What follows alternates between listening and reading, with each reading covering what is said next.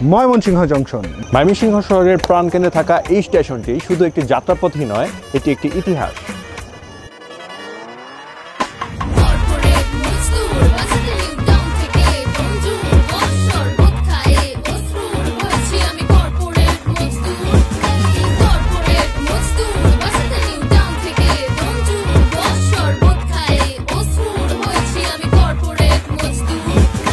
এই স্টেশনে প্রতিদিন লাখো মানুষের যাতায়াতের ব্যবস্থা করে দেওয়া হয়, যার কারণে মানুষরা সহজে শান্তিতে বাড়িতে পৌঁছাইতে পারে।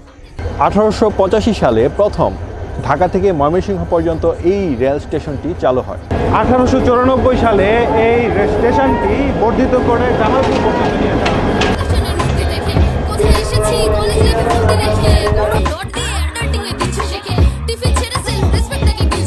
স্টেশনে আসলে শুধু যাত্রীদেরই দেখা মিলবে না, দেখা মিলবে ছোট ছোট কিছু খাবারের দোকান আর ব্যস্ত হকারদেরও। প্রতিটা দোকানে 2-2,500 টাকা করে বিক্রি হয় রুটি। কি কি আইটেম আছে? শুধু রুটিটাই, আর কলা টুলা মিলাইয়া 3,000 টাকার মতো বিক্রি হয়। 3,000-এর মতো। হ্যাঁ।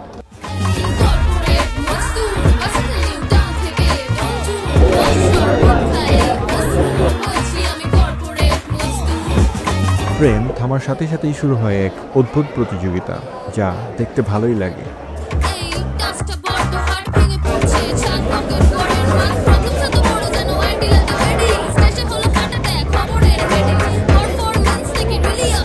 প্ল্যাটফর্মের এই খাবারগুলোর স্বাদ আলাদা, শুধু মশলা বা ঝাল নয়, এর ভিতর মিশে থাকে ট্রেনের কোলাহল, যাত্রীদের তাড়া আর ট্রেনের হুইসেলের শব্দ।